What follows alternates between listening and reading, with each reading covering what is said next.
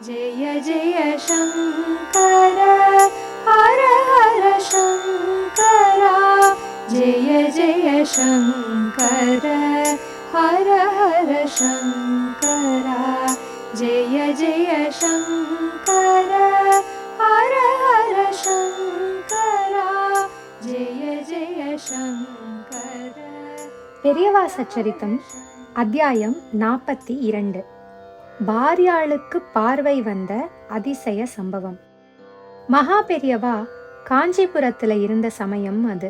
வழக்கமா அவரை தரிசனம் பண்ண வர்றவா கூட்டம் நிறைஞ்சு இருந்த நாள் அது. அந்த கூட்டத்துல இளம் வயசு உடைய ஒரு தம்பதியும் இருந்தா. ஆத்துக்காரர் கையில பிறந்து 6-7 மாச சிசு ஒண்ணு இருந்தது. குழந்தையை தூக்கிண்டு ஆத்துக்காரியையும் தாங்கிண்டு வரிசையில் மெதுவா நடந்து வந்தார் அவர். அந்யோன்யமான தம்பதிகள் அவாங்கிறது பார்த்த போதே பட்டவர்த்தனமா தெரிஞ்சது. இருந்தாலும் மகா பெரியவா இருக்கிற சன்னிதானத்துக்குள்ள இப்படி நெருக்கமா நடந்து வரணுமான்னு பலரும் நினைச்சா. ஆனா அவ கிட்ட நெருங்கினதும் தான் தெரிஞ்சது அந்த பெண்மணிக்கு பார்வை இல்லைங்கிறது. பலரும் உச்சி கொட்டி வருத்தப்பட்டதை அவர் கவனிச்ச மாதிரியே காட்டிக்கலை. நேரா பெரியவா முன்னால போய் நின்னா. அவளை பார்த்ததுமே, மலையாள தேசத்திலிருந்து வரேளா, இந்த மடத்தோட ஆதி குரு அவதார க்ஷேத்திரம் அது அப்படின்னார் மகா பெரியவா. 2 பேரும் ஆமாம் அங்கிருந்து தான் வரோங்கிற மாதிரி தலையை அசைச்சா. என்ன விஷயம் கேட்டார் ஆச்சாரியார். இவ என்னோட ஆத்துக்காரி. இந்த குழந்தையை கருவில தாங்கிண்டு இருக்கிறச்சே நிற மாசத்துல எதிர்பாராத விதமா கால் வழுக்கி தவறி விழுந்துட்டா. தலையில பலமா அடிபட்டுடுத்து. பகவான் கிருப்பையில கர்ப்பத்துல இருந்த சிசுக்கு ஒன்னும் ஆகலை. குழந்தையும் நார்மலா பிறந்தது. ஆனா அதுக்கப்புறமா தான் பிரச்சனை ஆரம்பிச்சது. இவளுக்கு அடிக்கடி ஃபிட்ஸ் வர ஆரம்பிச்சுடுத்து. போதா குறைக்கு கொஞ்சம் கொஞ்சமா பார்வையும் பறிப்போயிடுத்து.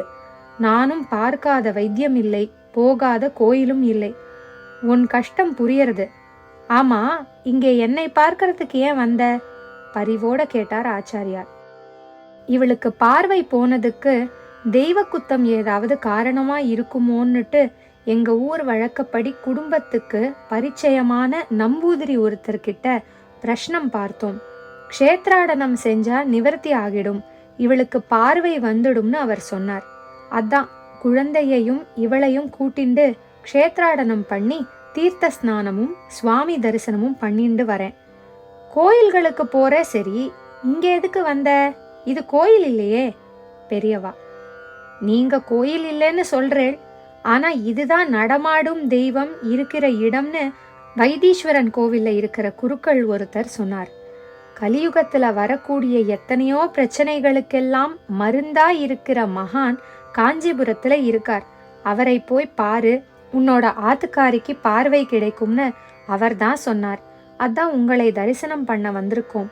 பவ்யமா அவர் சொல்ல அவரோட ஆத்துக்காரியும் ஆமாம்ங்கிற மாதிரி தலையை அசைச்சா. மௌனமா அவளை ஒரு நிமிஷம் பார்த்தார் மகா பெரியவா. முதல்ல உங்களை பார்க்க வர்றதால என்ன எடுத்துட்டு வரணுங்கிறது கூட எங்களுக்கு தெரியலை. அதனால இதை மட்டும் வாங்கிட்டு வந்தோம். கையில இருந்த கொஞ்சம் வாழைப்பழத்தை மகா பெரியவா முன்னால வச்சுட்டு நமஸ்காரம் செஞ்ச அவர் தன்னோட மனைவியையும் நமஸ்காரம் செய்ய சொல்லி அதுக்கு ஒத்தாசையும் பண்ணினார். அப்புறம் குழந்தையையும் ஆச்சாரியார் திருவடி முன்னால கீழே விட்டுட்டு எடுத்துட்டார். அப்புறம் பிரசாதம் வாங்கிண்டு புறப்படலாம்னு நினைச்சு கையை நீட்டினவர்கிட்ட ஆச்சாரியா ஒரு நிமிஷம் இருங்கோன்னார். தனக்கு பக்கத்துல இருந்த அணுக்க தொண்டர் ஒருத்தர்கிட்ட யார்கிட்டையாவது டார்ச் லைட் இருக்கான்னு கேளு அப்படின்னார் பெரியவா. அதுக்காகவே கொண்டு வந்தவர் மாதிரி கூட்டத்துல ஒருத்தர் தன்னோட ஹேண்ட்பேக்ல வச்சுட்டு இருந்த டார்ச்சை எடுத்து தொண்டர்கிட்ட கொடுத்தார். டார்ச் லைட்டை அணுக்க தொண்டர் ஒரு மூங்கில் தட்டுல வச்சு கொடுத்தார். அதை எடுத்துட்ட ஆச்சாரியா தன்னோட முகத்துக்கு நேரா அதை திருப்பி ஆன் பண்ணினார். டார்ச்ல இருந்து வெளிச்சம் பரவித்து மகானோட முகத்துல அது பட்டு தனக்கு பெரும் பாக்கியம் கிடைச்சதா பூரிச்சு பிரகாசித்தது. மகான் முகத்துல படர்ந்த வெளிச்சம் தவிர மீதி அவர் தலைக்கு பின்னால இருந்த சுவர்ல பட்டு அப்படியே பூரண ஒளிவட்டமா ஜொலிச்சுது. அங்கே இருந்த எல்லாரும் அந்த பரவசமான காட்சியை பார்த்துண்டு இருக்கறச்சே ஆச்சாரியா அந்த நபரை கூப்பிட்டார். உன்னோட பாரியா கிட்ட நான் தெரியறேனான்னு கேளு அப்படின்னார்.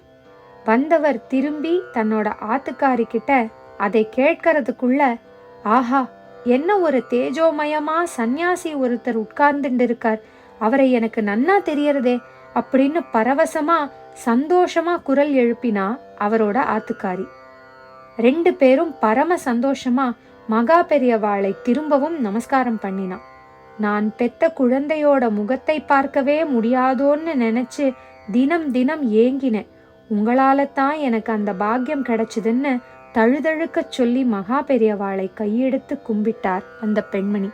அடடே, உனக்கு பார்வை என்னால வந்ததுன்னு நான் சொல்றேன், எனக்கு என்னவோ அப்படி தோணல. நீங்க இத்தனை நாளா தரிசனம் பண்ணிட்டு வந்தேளே, அந்த தெய்வங்களோட அனுகிரகம் தான் நோக்கு நேத்திர தரிசனம் கிடைக்க பண்ணி இருக்கு. க்ஷேமமா ஒரு குறையும் இல்லாம இருப்பேள். சௌக்கியமா போயிட்டு வாங்கோ. குங்கும பிரசாதமும் ஒரு ஆரஞ்சும் கொடுத்து ஆசிர்வதித்தார் மகா பெரியவா. எல்லாத்தையும் பண்ணிட்டு எதுவுமே தான் செய்யலைன்னு சொல்லிக்கிற மகா பெரியவாளோட மகத்துவத்தை நினைச்சு சிலிர்ப்போட பிரசாதத்தை வாங்கிட்டு புறப்பட்டனர் தம்பதியர். ஜெய ஜெய சங்கர, ஹரஹர சங்கர, மகா பெரியவா சரணம். ஹர ஹர சங்கரா, ஜெய ஜெய சங்கர, ஹர ஹர சங்கரா, ஜெய ஜெய சங்கர.